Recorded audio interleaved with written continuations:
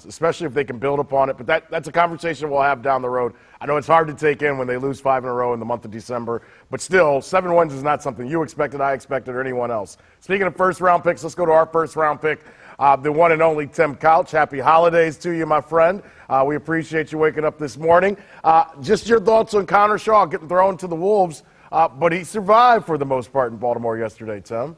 He did, and to be honest with you, I'm not really surprised that Connor played the way he did. I had a chance to cover Connor quite a bit when he was in South Carolina. I called quite a few of his games, and was always impressed with his toughness, his preparation, his understanding of the game, and his toughness. And I think all that showed yesterday. And you're talking about a guy who just gets called up off the practice squad, has really no reps all season long, any quality reps. And he goes in there and he plays really well, in my opinion, given the circumstances. Especially in the first half, they were getting after him pretty good, but he still stood in there and made some plays. And, I hate to say it, but, he looked a lot more efficient in the pocket than Johnny Manziel did, and looked like he had a better understanding of what was going on. When Connor was in there, I think you saw the ball coming out on time.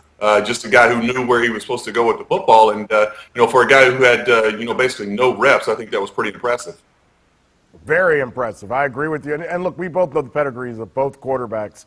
But if you're the Browns, to me, and maybe I'm wrong, Tim, tell me, but if I'm the Browns and I'm the coaching staff, I feel better about how I prepare my players every day. Because you know what I mean? Because after you watch Johnny, I think a lot of people went back to Coach Shanahan and the different coaches, and they're going, hey, did we do something wrong for Tim, for Johnny to look the way he looked? And as you said, Connor went out and looked like an NFL quarterback. So to me, the light shines back on Johnny more so than the coaching staff. I agree with that. I think that it all comes back to Johnny and his preparation. He can say the right things in the media and talk about, he wants to do this, he wants to change that. But, it's all about going out and doing it, and the results are going to show on the field. It's going to show what you've done. You can't just show up on Sunday and say, I'm going to turn it on and I'm going to be a great athlete and I'm going to come out and make plays and try to win a football game. The work is done throughout the week, throughout the offseason. And, the guys who put in the time, the guys who do that kind of stuff, those are the guys that go out and have success on Sundays. And, it's always easy to point to the coach and say you should have had this guy ready or that guy ready. But, to me, it always comes down to the player. The player has to be in there. He has to, commit to the process of going in and studying film and understanding the game plan and knowing it inside and out. And, a coach can only take you so far. And, the guys who are willing to put in a little extra time and, do the right things, not be worried about what's going on off the field so much and, really focus on doing their job and be concerned with the guys around them that are counting on them week in and week out. Those are the guys I think that go out and have the most success. Big conversation around here, guys, in Cleveland over the last 24 hours has been the players' activities on Friday nights. We have Pierre Woods in here, former NFL player, Glenville star, and he said it perfectly to me last night. To us, I thought his quote, guys, and I'll get an answer from both of you guys. I don't know, Tim, if you can see. Andy's taking after you now, just going out to the sea. That's what the Browns. I like Andy. Looks good, man. It looks real good, right? Good. I'm in Fort Myers, so life is good over here. All he's got to do is throw a pole in there and see if he can grab us some salmon or something before we get out of here at 8 o'clock or 8:30. But I got to bring, all right, the partying, and people are calling them the juvenile Jays.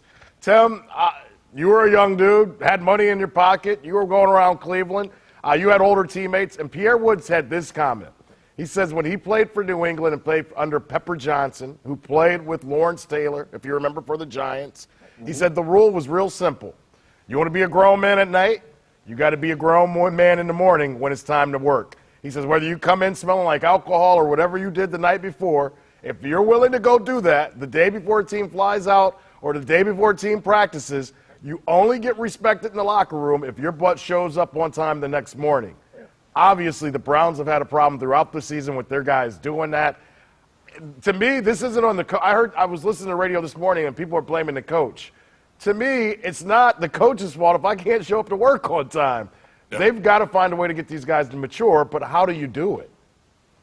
Well, guys have to be accountable. I mean, these are grown men. These are, pro football players, and these are their jobs on the line. And, to me, there's a right place and a right time to do all this kind of stuff. And I'm not saying I didn't do, any of that kind of stuff because I did. I was a guy who would, everybody likes to go out and have a good time and, do those kind of things. But, on Friday, before the last game of the season is not the time to do it. Why not just wait until next week to throw the party? Then no one cares. Right. You put all these guys at risk and you put them in a situation. Now, it's the player's responsibility to say, okay, I'm going to go to this party, but they have to get up the next day and go to practice, and they're held accountable for that. But still, you put them in a situation where there shouldn't even been a party thrown. I mean, I don't understand who's around Johnny advising him, saying, that's a great idea. Yeah, let's have a blowout party right now.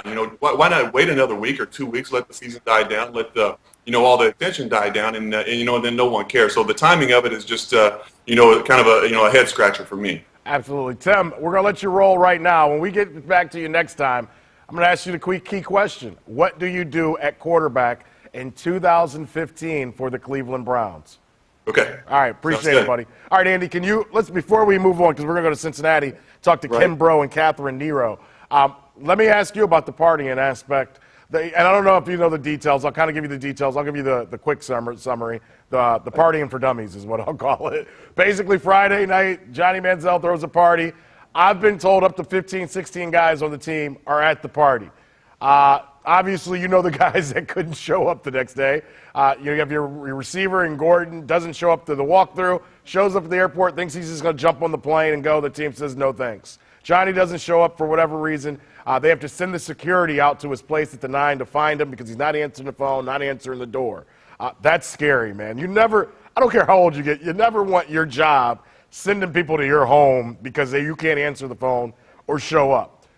Justin Gilbert then in Baltimore on Saturday shows up late to a meeting when they're already in Baltimore. How do you show up late when you're just in a hotel? You don't even have a car. What are you doing? And we know that look, there were other guys that were there, Andy. We know Whitner was there. To me, and I heard Tim, and I kind of agree with him, look, do you have to have a party Friday night before the last game?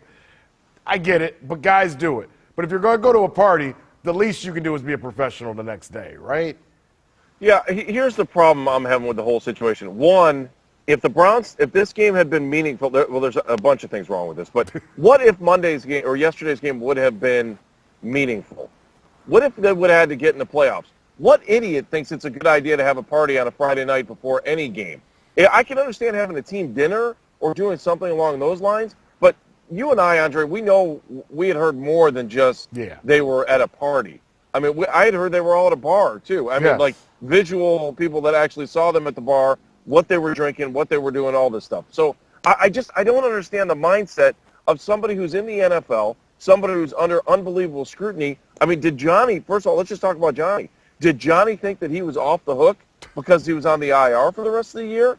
You're still getting paid. You're still going to work. I just can't get it through my head how stupid it was for these guys to be doing that. I know. And then, because we all know that everybody finds out what you did the night before. Right. It might not always be true, but you can always find a little bit of the truth in there. So it's mind-blowing to me, the fact that these guys have put their career, out there and say, yeah, you know what, I thought going out drinking on Friday night before the last game of the season is a good idea. This isn't baseball where they play 162 and, you just got to make sure you're standing upright in the outfield to make sure that you haven't messed up the rest of the game. So, but it is absolutely 100% ridiculous. Absolutely. Ridiculous. I'll throw this out there, then we'll go to the phone line real quick, talk to Betty, and I see you, David. We're going to get to you.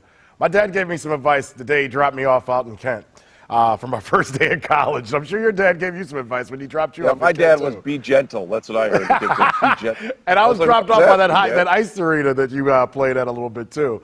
And my dad looked at me seriously and he goes, hey man, you're 18 years old. He goes, be willing to give up the next 4 or 5 years of your life to enjoy the rest of your life. Now at 18, I didn't take it in, I was 18. I go, okay, Dad, yeah, But it was the best advice I ever got because as I got to 20, 21, and you know how you get those decisions. Am I going to go hang out with these guys or am I going to go do something, am I going to go intern and work for free and get laughed at by all my friends? And you have to make those decisions at 21, 22 of what's more important. What would have been wrong with, and this is what bothers me, and we're talking about Johnny. As Tim Couch just said, Andy, what's wrong with saying, you know what, I like partying, I like having a good time. I'm going to take this Friday night off. You know why? I get the next 6 Fridays are all mine. I can go to Texas. I can go to Houston. I can go to Vegas. I can go to L.A. I can go to Miami. I can go to Andy Baskin's spot in Fort Myers. That's what worries me, is that there's no thought process in what they're doing. It's maturity. And the other thing that this is the tired thing that I'm tired. You're 16 weeks, 17 weeks into an NFL regular season on top of OTAs, on top of rookie camp, on top of training camp, all those things. You are a professional. I don't care if you're 18 years old. This is the career path you have chosen. So you better shape up and figure out what you need to do. No, football, you picked football. Football didn't pick you. Yeah. And so I don't understand why it's so hard for anybody to fathom that. Especially when you're making, I mean, Johnny made a lot of money, but even at base salary, if you're only making $500,000, only $500,000? Are you kidding me? That puts you in the top 1% of this country.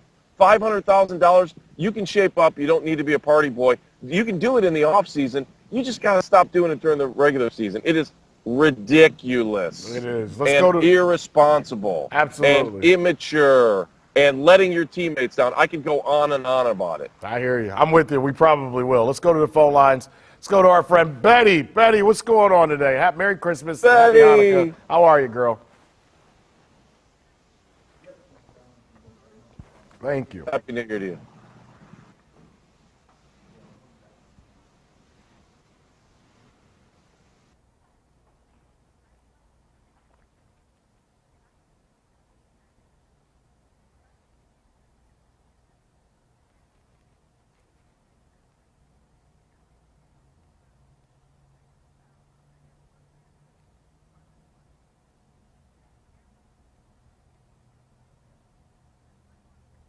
You're bringing them from Fairport?